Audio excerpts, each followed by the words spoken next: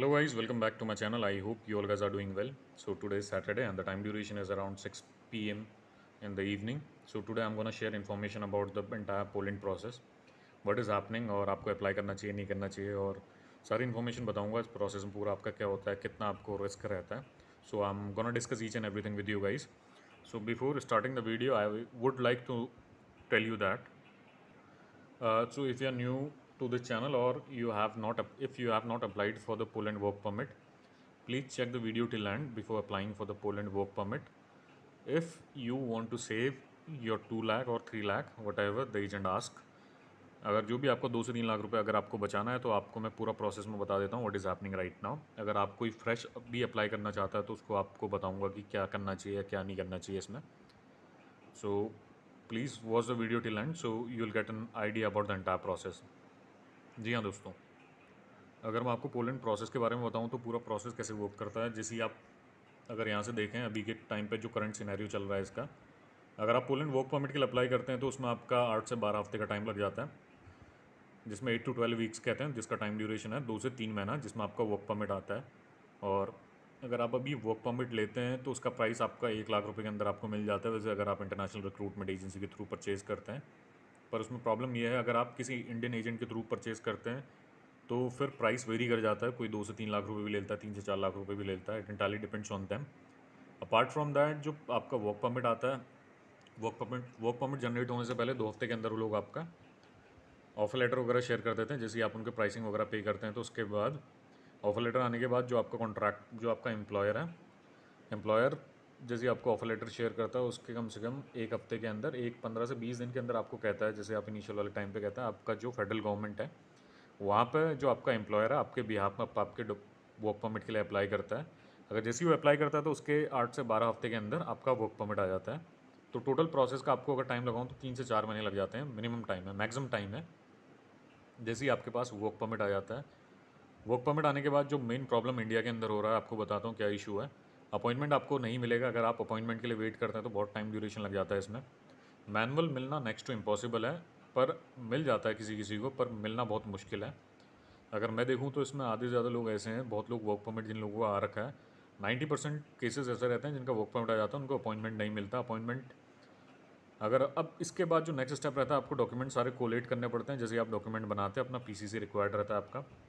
PCC आने के बाद आपका सपोर्टिंग डॉक्यूमेंट रिक्वायर्ड रहते हैं जो आपका वर्क परमिट के साथ आते हैं, जिसमें आपका अकोमोडेशन लेटर आता है, ऑफर लेटर आता है और आपका वर्क परमिट आता है. तो इसमें सारे डॉक्यूमेंट रिक्वायर्ड रहते हैं जो आपको शो करने पड़ते हैं. चेकलिस्ट अगर देखेंगे उसमें सारी इन्फॉर्मेशन है, सारी इन्फॉर्म. इसके बाद अगर आप एक बार डॉक्यूमेंट रेडी कर लेते हो, इंश्योरेंस वगैरह सब रिक्वायर्ड रहता है. चेकलिस्ट आप देखेंगे उसमें डमी टिकट की रिक्वायरमेंट रहती है आपकी.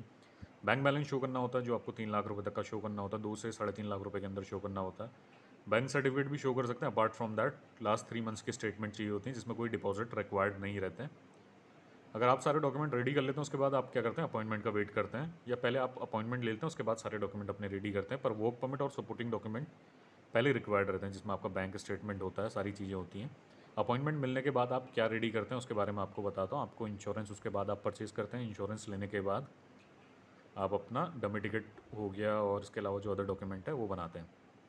अब आपको बताता हूँ क्या सिनेरियो चल रहा है इसमें. अपॉइंटमेंट पहले आपको मिलता नहीं है, 6 से 8 महीने का टाइम ड्यूरेशन लग जाएगा. इसमें भी बहुत मुश्किल है कि मैनुअली आपको अपॉइंटमेंट मिले. अगर आप अपॉइंटमेंट एजेंट के थ्रू परचेज़ करते हैं तो जो कॉस्ट करता है आपको 50 से 60 हज़ार रुपये परचेज़, खाली अपॉइंटमेंट का एजेंट आपको चार्ज करता है.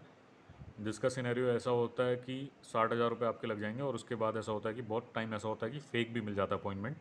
इसमें भी आपको मेक श्योर करना पड़ता है. बहुत सारे लोग स्कैम करते हैं इसमें. अपॉइंटमेंट पेड फॉर्म में अपॉइंटमेंट भी बहुत कम लोग डील करते हैं जो जेन्युइन आपको प्रोवाइड करते हैं. अदरवाइज़ क्या होता है, आधे लोग आपका स्कैम करके चले जाते हैं जिसमें आपका बहुत सारा अमाउंट, कोई लोग तो खैर कुछ अमाउंट लेते हैं, कोई पूरा अमाउंट का स्कैम कर देते हैं.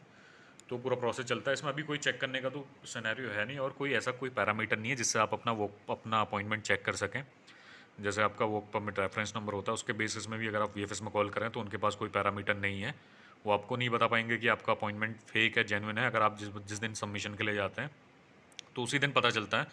उस दिन ऐसा होता है कि अगर आप वहाँ जाते हैं जेन्युइन होता है तो आपको अंदर आने देंगे. अगर आपका फेक निकला तो आपको बाहर कर देते हैं वो लोग, अंदर एंटरटेन नहीं करते, आपको अंदर आने ही नहीं देंगे.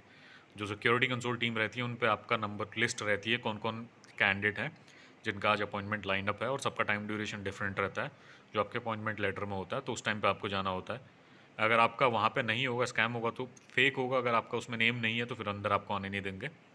तो इसमें प्रॉब्लम क्या आता है आपको बताऊँ, अगर आपका स्कैम निकला तो उसमें आप डॉक्यूमेंट, एक तो आपका 40-50 हज़ार रुपये का नुकसान ये हो जाएगा कि आपको अपॉइंटमेंट फेक निकलेगा। इसके अलावा आप 20-30 हज़ार रुपये का डॉक्यूमेंट प्रिपेयर करते हैं, जैसे आपका क्या होता है, इंश्योरेंस होता है, डमी टिकट होता है और ट्रैवल आप कम्यूट करते हैं, तो पूरा वेस्ट जाता है। 70-80 हज़ार रुपये का पूरा आपको लॉस हो जाएगा। So make sure of this thing. अगर आप अभी अप्लाई कर रहे हैं तो उसके बाद अगर आपको सक्सेसफुली जेन्युइन अपॉइंटमेंट मिलता भी है तो उसके बाद चांसेस ऐसे हैं 100 में से आपके 5% चांसेस रहते हैं कि आपको वीज़ा मिल जाए। अदरवाइज़ क्या होता है, रिजेक्शन आ जाता है। रिजेक्शन आ जाएगा तो फिर आप दोबारा अप्लाई करते हैं, उसमें भी रिजेक्शन के चांसेस रहते हैं। रीअपील करते हैं तो उसमें बहुत कम चांसेस होते हैं कि आपको दोबारा वीज़ा मिले। उसके लिए भी आपको डॉक्यूमेंटेशन वगैरह पूरा बनाना पड़ता है। जो आपका एम्प्लॉयर है उससे ईमेल मांगना पड़ेगा कि आपका इंटेंशन सही है। फिर आप अपना डॉक्यूमेंट वगैरह शो करते हैं। बहुत 90% ऑफ द टाइम ऐसा चांसेस होता है कि आपको उसके बाद भी रिजेक्शन ही आए। अगर पोलैंड के लिए अप्लाई कर रहे हैं तो अभी ना करें। अप्लाई करेंगे तो फिर आपका बहुत लॉस हो जाएगा इसमें, क्योंकि जो अपॉइंटमेंट 800 रुपये का वो आपको 50-60 हज़ार रुपये का परचेज़ करना पड़ता है। और अपॉइंटमेंट का बहुत इशू चल रहा है इसमें। बहुत सारे लोग हैं जिनका वर्क परमिट 6 से 8 महीने पहले आ गया और उनको अपॉइंटमेंट नहीं मिला है। तो ये सिनेरियो चल रहा। अगर आप अप्लाई करें तो इन चीज़ का पूरा ध्यान दें। अगर आपको ऐसा लगा, आपका एजेंट बोलता है कि सक्सेस रेशियो बहुत सही है अगर पोलैंड के लिए अप्लाई करते हैं, तो इस ट्रैप पर ना फंसें। 100 लोगों में 5% लोगों को मिलता है बस होगा। 95% लोगों के साथ रिजेक्शन रेशियो वाला सीन होता है, रिजेक्शन आ जाता है। 5% का आप रिस्क लेना चाहते हैं तो तभी अप्लाई करें। और अप्लाई करने से पहले भी आपको कहना चाहता हूँ कि आप पेड अपॉइंटमेंट का मेक श्योर कर लें। अगर आप वर्क परमिट के लिए अप्लाई कर रहे हैं तो 50-60 हज़ार रुपये अपने पास एक्स्ट्रा रखें।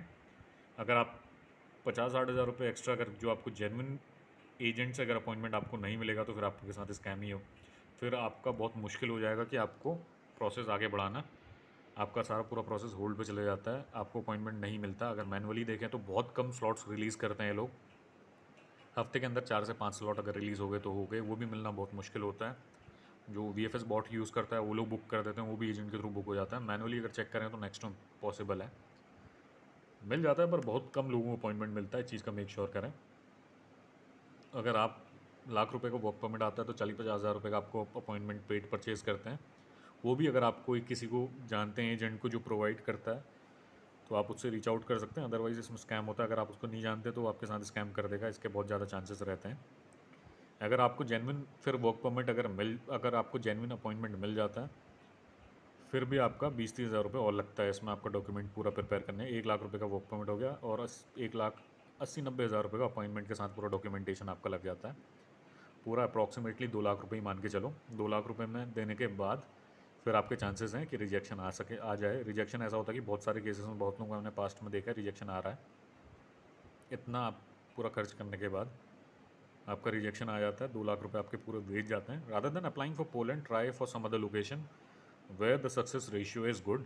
You can go to UAE से अगर अप्लाई करते हैं तो फिर वहाँ से रिजेक्शन रेशियो बहुत कम है, पोलैंड और सम अदर लोकेशन का यूरोप के अंदर। इंडिया से बहुत बुरा हाल है, डिमांड बहुत ज़्यादा है, बहुत लोग अप्लाई करते हैं वर्क परमिट के लिए, आधे लोगों को अपॉइंटमेंट नहीं मिल पाता। अपॉइंटमेंट मिल भी जाता है तो फिर रिजेक्शन आ जाते हैं। इस चीज़ का मेक श्योर करना। 5% लोग ही जा पा रहे हैं इसमें, तो इतना टाइम वेस्ट ना करें। Rather than applying for Poland, go to UAE और सिंगापुर लोकेशन वगैरह का देख लें। उसमें भी एजेंट पूरा जेन्युइन पकड़े, अदरवाइज स्कैम वगैरह बहुत हो रहे हैं। हर चीज़ में पूरा VFS वाला वीज़ा का काम ही स्कैम है। वीज़ा का पूरा काम ही स्कैम वाला है, इसमें बहुत ज़्यादा स्कैम होते हैं, तो इस सब चीज़ से बचें। Rather than applying for Poland right now, go to some other location. Malta का भी सेम सिनेरियो है। माल्टा भी VFS के थ्रू ही चलता है, अपॉइंटमेंट मिलना बहुत मुश्किल हो जाता है। रिजेक्शन रेट वहाँ का भी हाई है। माल्टा हो गया, इटली हो गया, हर जगह का सिनेरियो पूरा सेम ही चल रहा है। Rather than applying for targeting Europe, Schengen zone के अंदर अप्लाई करने से बढ़िया बाहर की लोकेशन देखें। इसमें बुल्गारिया का देख लें, रोमेनिया का देख लें, वहाँ का भी हाल ठीक है। और इसके अलावा UAE के लिए अप्लाई कर सकते हैं। UAE में आपको अगर अपॉइंटमेंट मिलता है तो वेल एंड गुड है। UAE में अगर वीज़ा मिल जाएगा तो सही है, 1 साल काम करें वहाँ पे, फिर वहाँ जाके अप्लाई करें। और रादर देन वेस्टिंग 2 और 3 lakhs हियर इन इंडिया।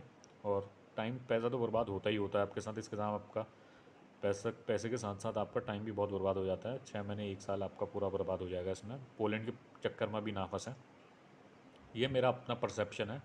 इसके बाद भी अगर आप अप्लाई करना चाहते हैं तो आप कर सकते हैं। मेरे को एक इन्फॉर्मेशन वगैरह शेयर करनी थी जो अभी करंट सिनेरियो चल रहा है उसके बारे में। तो हमारे साथ तो ये सिनेरियो पूरा चला है। अभी बहुत सारे लोग मेरे साथ हैं भी जिनको अपॉइंटमेंट नहीं मिला है, तो they are also facing the same short of issue. तो इस सब चीज़ से बचें। और अगर पोलैंड के सीजनल वर्क परमिट अप्लाई कर रहे हैं तो उसमें तो बहुत ज़्यादा आप सतर्क हो जाएं, क्योंकि ऐसा है जो पोलैंड के लिए अप्लाई करते हैं सीजनल वर्क परमिट में तो रिजेक्शन के चांसेस बहुत ज़्यादा हाई होते हैं और वो बहुत जल्दी एक्सपायर भी हो जाता है। इस चीज़ का मेक श्योर करना। Rather than applying for seasonal Poland seasonal work permit, go for जो आपका नॉर्मल वर्क परमिट होता है उसमें चले जाएं। और जो नॉर्मल वर्क परमिट है उसका हाल मैंने आपको बता दिया, वो भी क्या सिनेरियो है।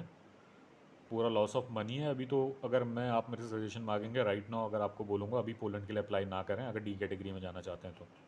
Apply for some other location rather than going for this Poland, क्योंकि कोई फ़ायदा नहीं है। बहुत सारे लोग 2-2.5 लाख रुपए बर्बाद करके अभी बैठ भी चुके हैं रिजेक्शन लेके, और बहुत लोगों के साथ हो रहा। पता नहीं यार पोलैंड की गवर्नमेंट पता नहीं कितने वर्क परमिट इशू क्यों कर रही है।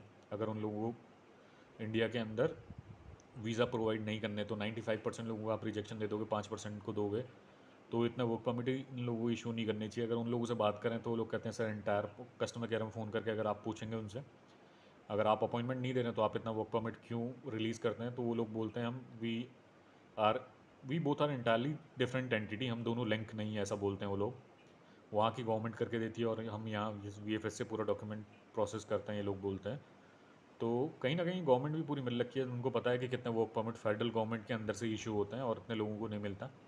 तो अपॉइंटमेंट नहीं मिल पाता, वर्क परमिट नहीं मिल पाता, वीज़ा नहीं मिल पाता, तो कहीं ना कहीं गवर्नमेंट का ही फ़ायदा होता है इसमें। वीज़ा की आपकी फ़ीस जाती है, वीज़ा के अलावा जो आप वर्क परमिट का पे करते हैं उसका पैसा जाता है उनके पास, और अदर थिंग भी हैं जो उनकी फैसिलिटीज़ वगैरह आप ओन करते हैं। तो इस सब चीज़ से बचें। अभी का सिनेरियो आपको मैंने बता दिया, पोलैंड के लिए अप्लाई ना करें। So this is a worst time. अगर आप अभी अप्लाई करते हैं तो पूरा लॉस है। You are going to lose around 2 or 3 lakhs if you are applying for Poland work permit. 5% का अगर आपको रिस्क लेना है तो अप्लाई कर लें, नहीं तो बहुत इशू है इसमें। एजेंट आपका ऐसा बोलेगा कि अभी पूरा सही चल रहा, आपका लगी जाएगा इसमें। वर्क परमिट आपको प्रोवाइड कर देगा, फिर उसके बाद वो नखरे करना स्टार्ट कर देगा। अपॉइंटमेंट के अलग पैसे लेगा आपसे 40-50 हज़ार रुपये, डॉक्यूमेंटेशन के अलग पैसे लेगा। 2 लाख रुपए वो लोग अपना पूरा पैसा रख लेते हैं, उसके बाद आपके साथ स्कैम करके दे देंगे वो। स्कैम तो खैर नहीं है, अगर काइंड ऑफ 2 लाख रुपए लेके भी आपका अपॉइंटमेंट करके आपका डॉक्यूमेंट सबमिशन करा देते हैं। डॉक्यूमेंट सबमिट अगर वो करा भी देंगे तो उसके बाद रिजेक्शन आ जाएगा आपका। तो इस चीज़ से बचें। और एक बार वर्क परमिट आ जाता है, वर्क परमिट में भी बहुत स्कैम भी होते हैं, उससे भी बचें। वर्क परमिट के अलावा पेड अपॉइंटमेंट भी बहुत स्कैम होते हैं, उससे भी बचें, क्योंकि सबको पता है अभी अपॉइंटमेंट नहीं मिल रहे और बहुत लोग का वेटिंग टाइम ड्यूरेशन, बहुत लोगों के वर्क परमिट आ गए, बहुत लोग वेट कर रहे हैं, तो इसमें स्कैमर भी बढ़ गए। तो सब लोग कोई भी अपना फेक आईडी नंबर वगैरह करके अपना कहते हैं कि अपना स्टार्ट कर दिया उन लोगों ने। They are saying that we are booking the appointment for you guys. National employment में नहीं करेंगे, नेशनल अदर के अंदर डाल के आपका स्कैम कर देंगे और एडिट करके आपको सारा डॉक्यूमेंट प्रोवाइड कर देते हैं। 30-40 हज़ार रुपये आपसे पूरा ले लेंगे, उसके बाद आपका फेक निकल जाता है। तो एक चीज़ से बचें। और इसके अलावा तो आपको इतना ही कहना चाहूँगा। और इसके अलावा जो पोलैंड की जो VFS की वेबसाइट है, ये लोग भी जितना रिक्वायर्ड है इतने स्लॉट्स ओपन नहीं करते, बहुत लिमिटेड स्लॉट्स ओपन करते हैं इनको, जबकि पता है कि इतनी ज़्यादा रिक्वायरमेंट है, people are waiting from very long time. They do not entertain any single person who is booking the appointment manually. तो उनको मिल ही नहीं पाता अपॉइंटमेंट। 874 रुपये यहाँ पर को दिखा रखा है, पर ये वर्थ नहीं रहता। Make sure of this thing. बहुत कम लोग हैं, 100 में से कम 3-4 लोगों को मिल गया तो मिल गया, अदरवाइज़ 96 लोगों को वेट करना पड़ जाता है इसमें। तो इस चीज़ से बचें आप लोग। So I just want to say this thing to you guys. एक अवेयरनेस वीडियो बनाना था, मैंने आपको बता के सारी इन्फॉर्मेशन शेयर कर दी है। इसके अलावा कुछ अपडेट आएगा तो I will keep you posted guys. Thank you, have a nice day.